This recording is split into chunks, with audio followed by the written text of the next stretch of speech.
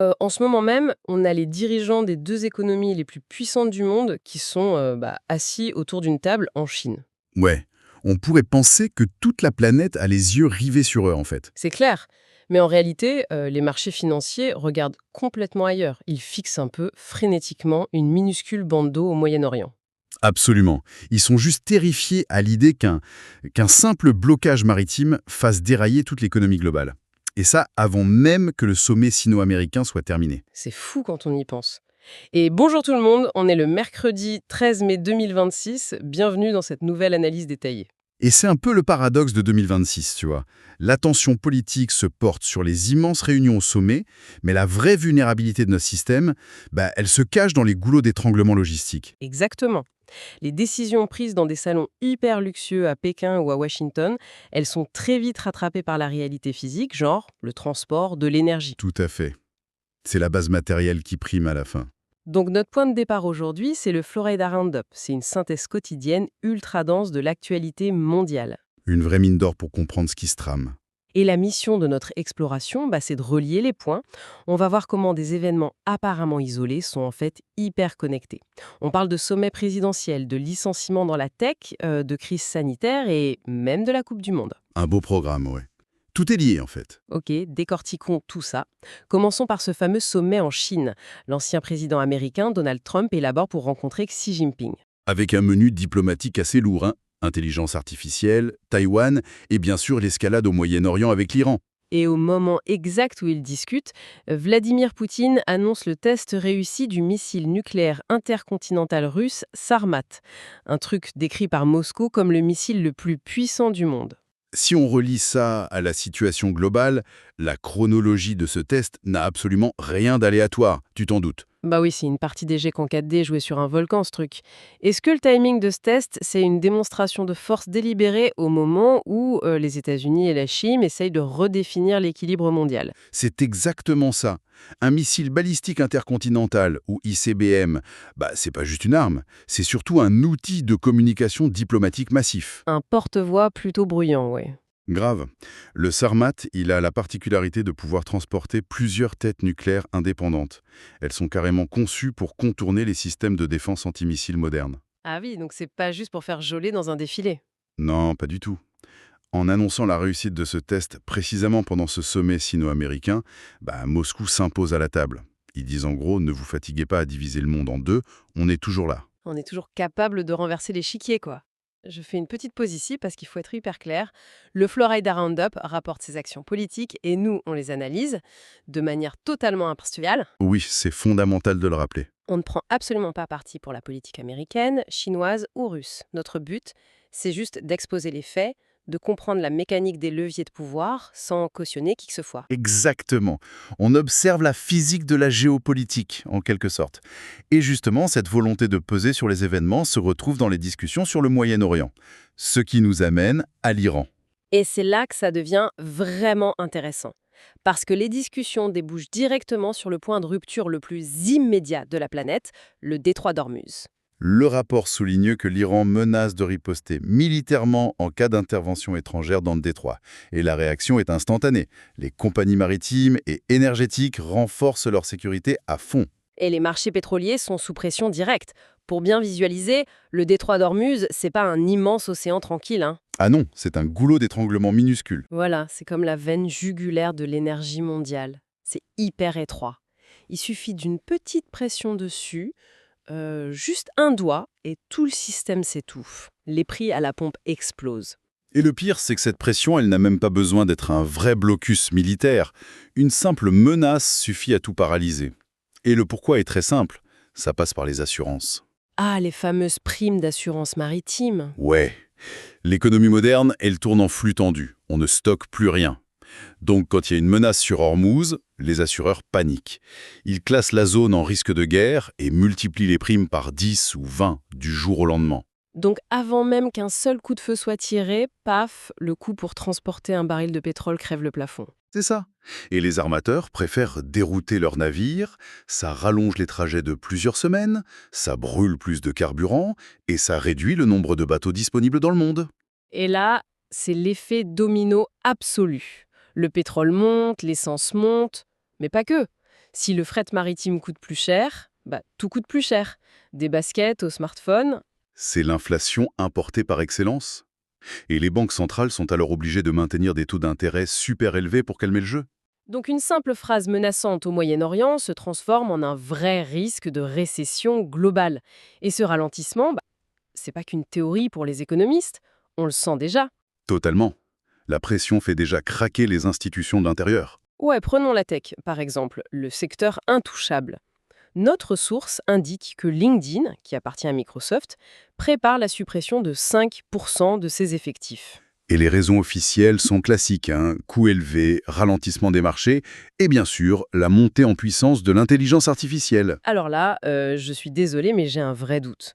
L'intelligence artificielle est-elle vraiment responsable de ces licenciements chez LinkedIn? Tu pensais une excuse commode. Bah oui.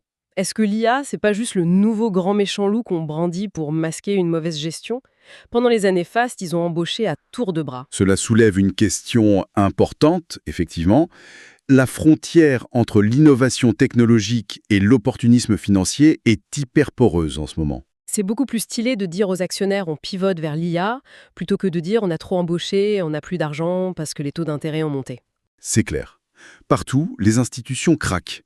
Et c'est pas limité aux entreprises privées d'ailleurs. La pression économique combinée à ces innovations fulgurantes, ça abîme aussi le secteur public. Oui, le politique prend cher aussi. Le Florida Roundup parle du Royaume-Uni. Le Premier ministre, Keir Starmer, fait face à de grosses rébellions dans son propre parti, le Parti travailliste. Et le fond du problème, ce sont ces mêmes défis économiques et sociaux. Quand l'inflation grignote le budget, les promesses politiques deviennent intenables. Et ça crée des fractures internes majeures. Mais bon, au Royaume-Uni, ça reste des débats houleux. Aux Philippines, par contre, ça part complètement en vrille. Oui, l'incident aux Philippines est assez choquant. Fusillade et panique au Sénat, carrément. Lors d'une tentative d'arrestation d'un sénateur, le bâtiment a été verrouillé, c'est la stabilité même du pays qui vacille. C'est l'illustration extrême de ce qui se passe quand les garde-fous institutionnels cèdent sous la pression. Quand l'économie et la politique se grippent, les règles démocratiques de base s'effondrent. C'est angoissant, franchement. Des entreprises qui licencient en masse, des parlements qui se tirent dessus, des marchés paniqués, et au milieu de tout ça, la biologie qui s'en mêle. Eh oui, les virus ne lisent pas les cours de la bourse. Exactement. Et ils se moquent bien des frontières. L'OMS vient de lancer une alerte sur des cas de hantavirus liés à un navire de croisière, le MV Andis. Ce sont des cas avec des complications respiratoires graves. Les autorités mondiales sont sur le qui-vive pour tracer les passagers, même s'il n'y a pas de pandémie déclarée pour l'instant. Alors, qu'est-ce que tout ça veut dire? Parce que le hantavirus, si je ne dis pas de bêtises, c'est lié aux rongeurs, non? Tout à fait. C'est transmis par les urines ou les excréments de souris ou de rats, généralement par inhalation de particules. Mais comment on passe d'un virus de rongeur à une alerte mondiale sur un navire de croisière ultramoderne? C'est ça que je ne pige pas. En fait, il faut voir un navire de croisière comme une immense ville flottante, avec des cales géantes pour la nourriture. S'il y a une infestation de rongeurs dans les zones de stockage, ça peut très vite dégénérer. Ah, je vois le genre. Et l'air conditionné fait le reste. Exactement. Le système de ventilation peut capter ces particules contaminées et les diffuser dans tout le navire. C'est un circuit fermé. C'est de véritables boîtes de pétri flottants, ce matos. C'est terrifiant. Et après, la croisière se termine et des milliers de passagers prennent des avions pour rentrer aux quatre coins du globe. C'est pour ça que l'OMS est sur les dents.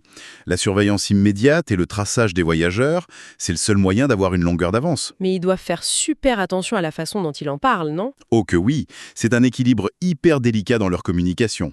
D'un côté, il faut une vigilance extrême de la part des gouvernements, mais de l'autre, le moindre mot de travers peut créer une panique monstre. Bah oui.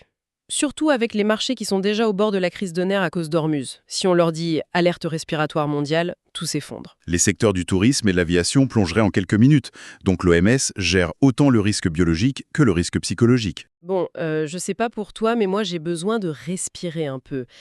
Tensions géopolitiques, menaces virales, crise économique, l'humanité a désespérément besoin d'un moment de passion partagée. Un peu de légèreté, oui. Et c'est là que le sport entre en jeu. La Coupe du Monde de la FIFA 2026. On est en plein dans les préparatifs pour ce tournoi aux États-Unis, au Canada et au Mexique. Les listes finales arrivent. Et le gros événement du jour, c'est le tirage au sort de l'équipe d'Haïti. Ah oui! Haïti est officiellement placé dans le fameux et redouté groupe de la mort. Ils vont jouer contre le Brésil et le Maroc. C'est monumental pour eux. Mais c'est magnifique. C'est la beauté de l'histoire du petit pousset, l'outsider absolu qui va affronter des géants historiques du foot. Pour les fans haïtiens, c'est l'espoir d'un exploit légendaire. Ce qui est fascinant ici, c'est l'importance sociologique de cet événement, surtout dans le contexte qu'on vient de décrire. C'est-à-dire, l'aspect échappatoire. Pas seulement, c'est l'arène. Le football offre un espace où, que tu sois une superpuissance ou une petite île, tu t'affrontes selon les mêmes règles. C'est vrai ça. Pendant 90 minutes, on s'en fout du PIB ou de l'arsenal nucléaire. Exactement. C'est un répit cathartique face à la dureté et à l'injustice du monde réel qu'on a vu plus tôt.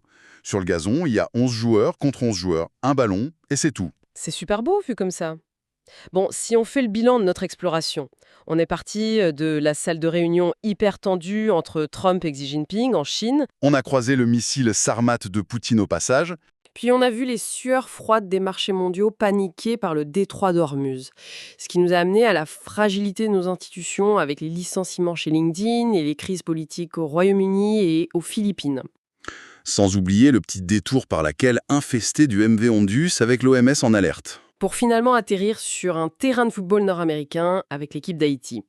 Pour quiconque souhaite être bien informé aujourd'hui, voir ces fils invisibles qui relient tout ça, c'est juste essentiel. C'est la seule façon de transformer le bruit assourdissant des infos en continu en une carte vraiment lisible du monde contemporain. Exactement. Et ça m'amène à une dernière pensée un peu provocatrice sur tout ce qu'on vient de dire. Je t'écoute. Le monde géopolitique de 2026, finalement, il ressemble lui-même à un immense groupe de la mort. C'est pas faux, ouais. Alors la vraie question à méditer, c'est si une équipe outsider comme Haïti peut trouver la force, le courage et la stratégie pour survivre et peut-être même triompher face à des géants sur le terrain. Quelles leçons d'adaptabilité les petites nations de notre échiquier diplomatique peuvent-elles en tirer? Voilà, comment survivre dans ce monde hyper tendu quand on n'est pas un géant? Je laisse tout le monde y réfléchir. Merci de nous avoir suivis dans cette analyse et à très vite pour relier de nouveaux points.